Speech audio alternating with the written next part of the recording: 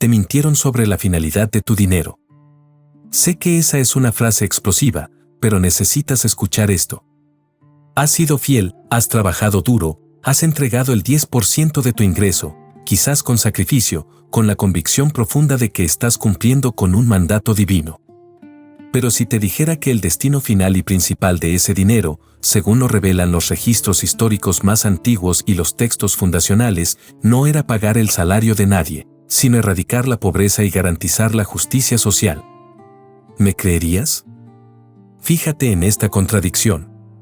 En un mundo donde el diezmo se recauda con una eficiencia casi fiscal, la pobreza y la miseria están por todas partes.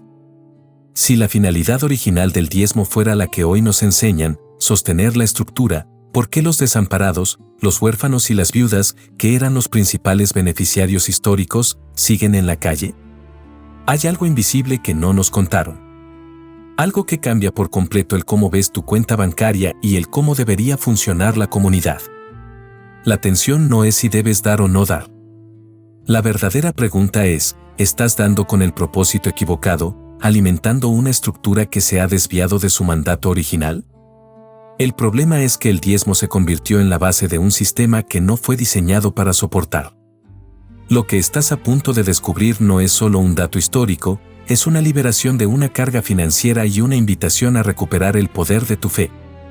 Si alguna vez sentiste esa incomodidad, esa duda al entregar tu dinero, preguntándote ¿a dónde va realmente?, no estás solo sintiendo esto. Es una duda válida con profundas raíces históricas. La verdad es que el concepto del diezmo, en su forma original, es mucho más profundo, más revolucionario y más centrado en la comunidad de lo que jamás imaginaste. Hoy vamos a desmantelar sistemáticamente la idea de que el diezmo es principalmente un impuesto para salarios, revelando su verdadero propósito, la redistribución de la riqueza. Si quieres descubrir más conceptos como este que transforman tu visión del mundo y desafían la tradición con evidencia, suscríbete a este canal, donde exploramos las ideas más poderosas para tu vida. Comencemos por el mito que debemos destruir, la idea de que el diezmo es, ante todo, una obligación financiera para mantener a una única figura de autoridad y los gastos operativos. Esta creencia es tan poderosa que ha sido integrada en la propia identidad de muchas instituciones religiosas. Si te quitan el diezmo, sientes que la estructura se cae. Pero, ¿qué pasaría si esa estructura nunca fue diseñada para depender de eso de esa manera? El diezmo, en el contexto bíblico, no fue inventado por Moisés ni era un concepto exclusivo de Israel. Era una práctica cultural de la antigüedad, pagar un tributo, una décima parte, al gobernante o al templo. Pero cuando esta práctica fue codificada en las leyes mosaicas, se transformó en algo radicalmente diferente. Se convirtió en un acto de soberanía económica y, crucialmente, de justicia social. El primer error que tenemos que corregir es la simplificación. No existía un solo diezmo en el Antiguo Testamento, había al menos 3 tipos distintos, cada uno con una finalidad clara y separada. Esto es lo que la historia revela, y es aquí donde la creencia moderna comienza a romperse. El diezmo que se usa hoy para justificar el pago de salarios es una amalgama de estas 3 categorías, simplificada hasta el punto de la distorsión. Imagina esta escena por un momento. Si hoy tuvieras que calcular 3 diezmos separados, ¿seguiría siendo el diezmo la misma obligación? El primer diezmo, el Maaser Rishon, era efectivamente para los levitas. Pero aquí viene lo realmente interesante. Los levitas eran la única tribu que no recibió herencia de tierra en la repartición de Canaán. ¿Por qué? Porque su herencia era el servicio al templo. Esto no era un privilegio, sino una dependencia radical. Al no poseer tierra, no podían generar su propia riqueza agrícola. El diezmo a los levitas no era un salario lujoso para un clero privilegiado, era, en esencia, un sistema de compensación social para una clase de servidores que había renunciado a la posibilidad de la autosuficiencia económica. Ellos eran, funcionalmente, la primera categoría de desamparados del sistema. Fíjate en cómo esto funciona en la realidad. Es el equivalente moderno a un programa de sustento básico para aquellos que se dedican al servicio público a tiempo completo, garantizando que no mueran de hambre mientras sirven. No era un modelo de cuanto más recolectamos, más rico es el clero. era un modelo de sustento básico para que la función esencial se cumpla. La estructura y la razón de ser de esta práctica ya estaban entrelazadas con la justicia y la compensación por la renuncia.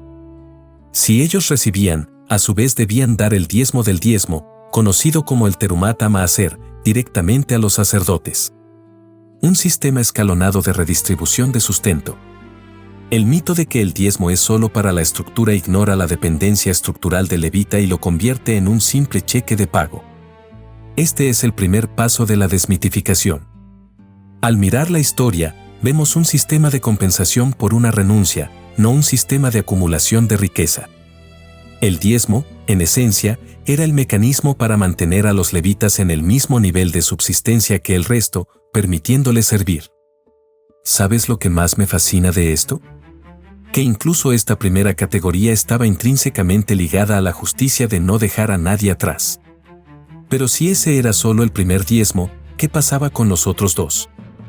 El segundo diezmo es donde la idea de la justicia social se vuelve innegable y desmantelará la creencia de que el diezmo está destinado al simple mantenimiento del edificio.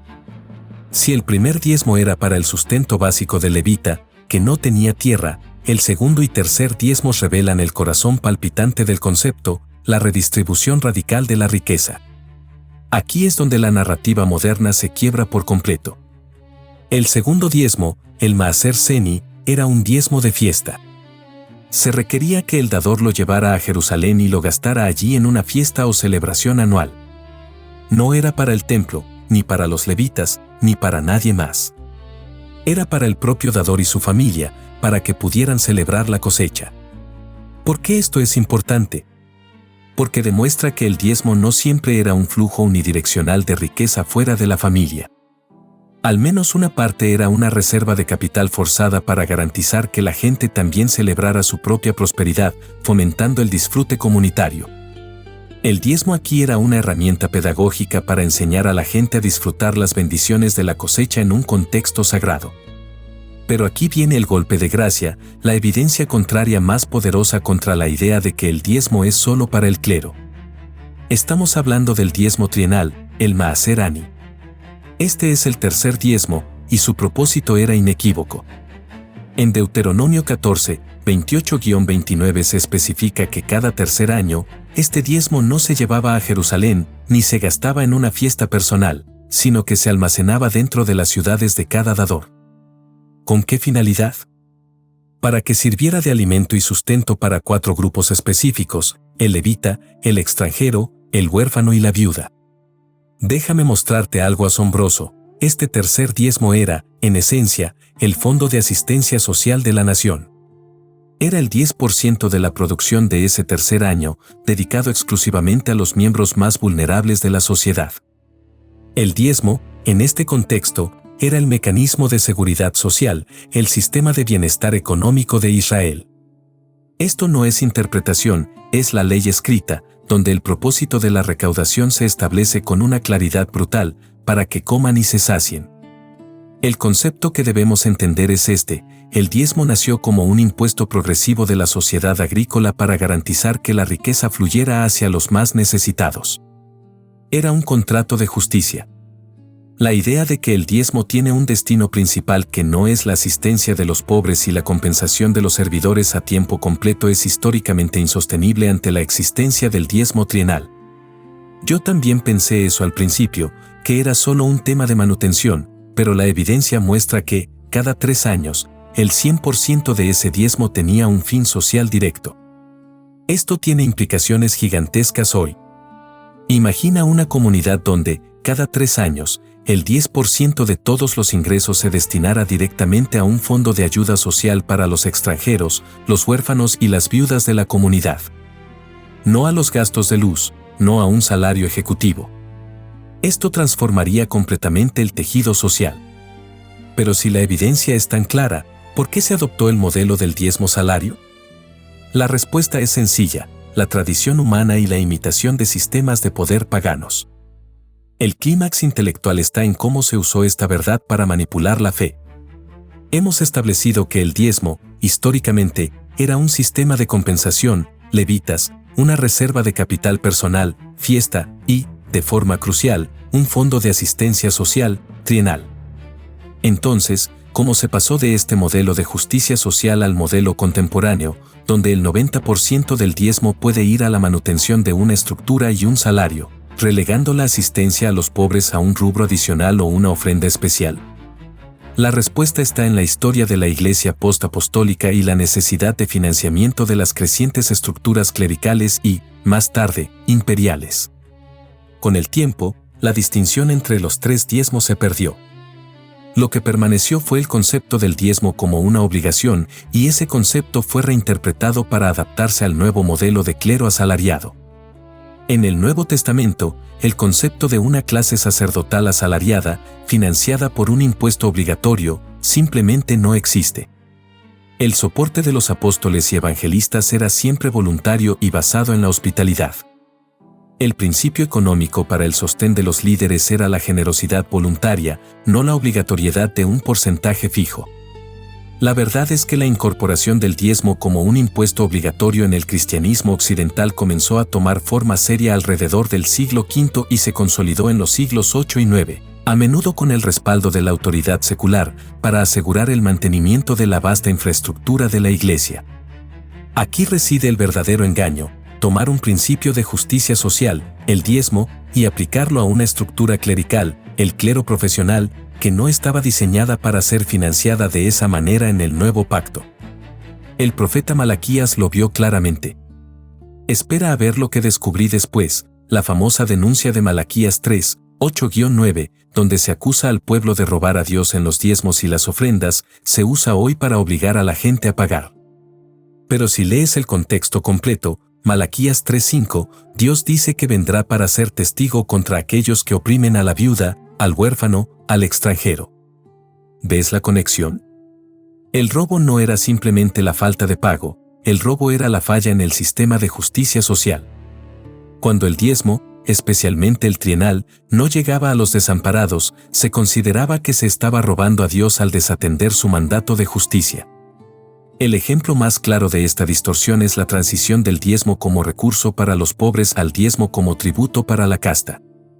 Esta transformación histórica, que se aceleró cuando la Iglesia se fusionó con el poder del imperio, creó una clase que vivía del 10% de la población, sin estar sujeta a la obligación de redistribuir ese diezmo de la manera original. Se convirtió en una institución que aseguraba su propio poder y sustento antes que el bienestar de los más débiles. El clímax intelectual es este: la opresión de los vulnerables, no el impago de un salario, era la evidencia de que el diezmo estaba siendo retenido de su propósito. Si esta revelación te impacta tanto como a mí, dale like para que más personas descubran esta verdad. Ahora que hemos desmantelado el mito y entendido su origen social, debemos ver las consecuencias reales de esta distorsión en la práctica contemporánea y cómo impacta en la vida de la gente. La verdad histórica del diezmo nos obliga a confrontar una paradoja contemporánea: ¿dónde está el diezmo trienal en la Iglesia de hoy? Si la ley, en su forma más estricta, demandaba que cada tercer año el 10% de los ingresos se dedicara íntegramente a los pobres, huérfanos, viudas y extranjeros, ¿por qué la mayoría de las instituciones dedica una fracción mínima, si es que lo hace, a la ayuda social directa, priorizando el mantenimiento de edificios, salarios y overhead? La respuesta es que el concepto fue secuestrado. Imagina que tienes una fundación cuyo estatuto legal dice que el 70% de las donaciones debe ir directamente a comprar alimentos para niños. Pero con el tiempo, el director de la fundación convence a los donantes de que el 70% debe ir a pagar su salario, su oficina y los costos de publicidad, y que si no lo haces, estás robando a la fundación. ¿Quién está siendo robado en realidad? El niño.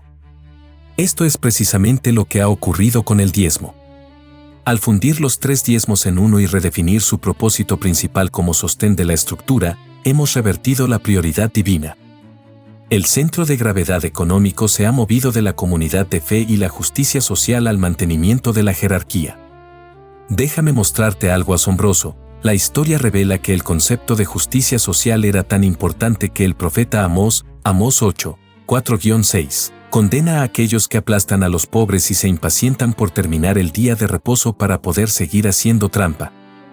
La integridad económica y el trato a los vulnerables eran el termómetro de la verdadera adoración. Por lo tanto, si aplicamos la lente de Malaquías hoy, el robo a Dios no es la falta de un depósito bancario, sino la existencia de una estructura rica coexistiendo con una comunidad de fe con viudas y huérfanos sin socorro. La transformación que te ofrezco no es una excusa para no ser generoso, sino una liberación de la obligación mal entendida. Si eres un agricultor que da el diezmo, la historia te da el derecho de preguntar, ¿dónde está mi diezmo trienal? Te da la autoridad intelectual de entender que tu dinero fue concebido para ser un mecanismo de amor práctico. Imagina esta escena por un momento: si tu iglesia mañana cerrara el edificio, se deshiciera del overhead y usara el 95% de los fondos para crear un sistema de microcréditos para viudas o para construir escuelas para huérfanos.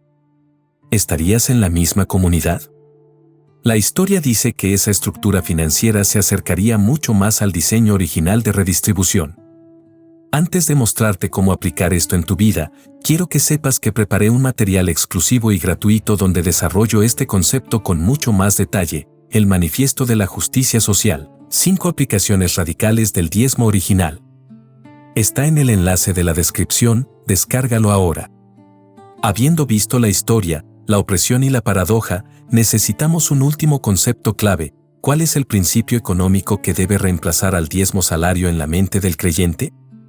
Hemos destruido sistemáticamente la idea de que el diezmo es principalmente un impuesto para salarios, basándonos en la historia de los 3 diezmos y el enfoque de justicia social. El último paso es entender qué principio debe ocupar su lugar. Si el diezmo, la regla del 10%, era un marco legal para la nación de Israel, ¿cuál es el espíritu económico de la comunidad en el nuevo pacto? El principio que reemplaza la ley del diezmo no es una nueva ley, sino un estándar superior: la generosidad radical y alegre, sin un porcentaje fijo.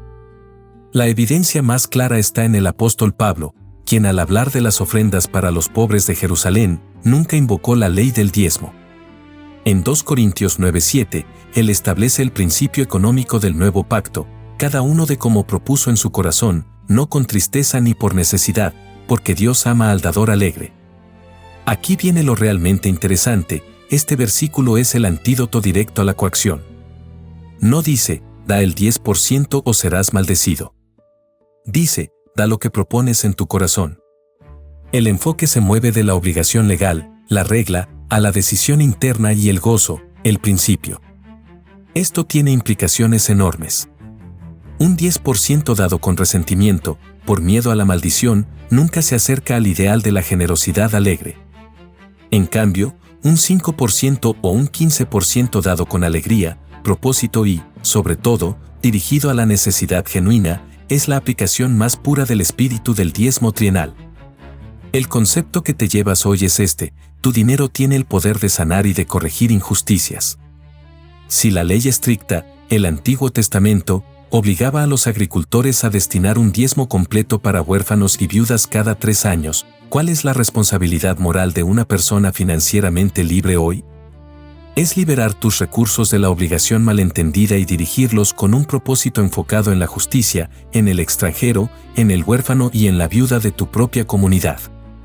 Fíjate en cómo esto funciona en la realidad. Un estudio reciente sobre donaciones revela que la intencionalidad y el impacto directo son los principales motivadores. Cuando ves la necesidad y sabes que tu dinero la resuelve, la motivación es intrínseca. El diezmo original te entrenaba para ver la necesidad como la prioridad financiera principal de la comunidad. Hoy, tú eres libre de retomar ese principio y aplicarlo radicalmente. No eres un siervo de la estructura. Eres un administrador de la gracia. La historia revela que la verdadera finalidad del diezmo es la transformación social.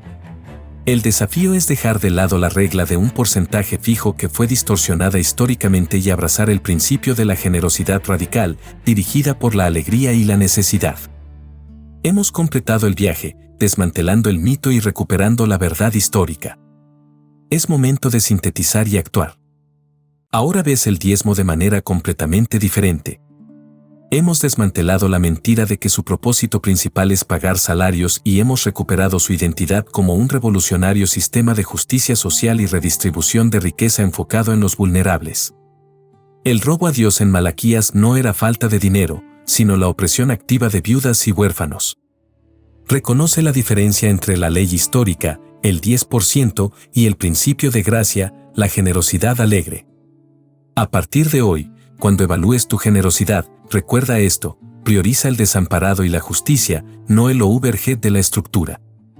La acción concreta que puedes tomar es investigar y destinar una parte de tu generosidad a proyectos que repliquen el diezmo trienal, ayuda directa a viudas, huérfanos y extranjeros. Verás tu fe económica cobrar un nuevo propósito radical. La generosidad sin propósito es solo gasto, la generosidad con propósito es justicia. Este canal existe para descubrir juntos las ideas que transforman vidas y cuestionan lo establecido. Suscríbete para el próximo video, donde exploraremos la tiranía del sermón, cómo una práctica pagana silenció tu ministerio. Nos vemos allí.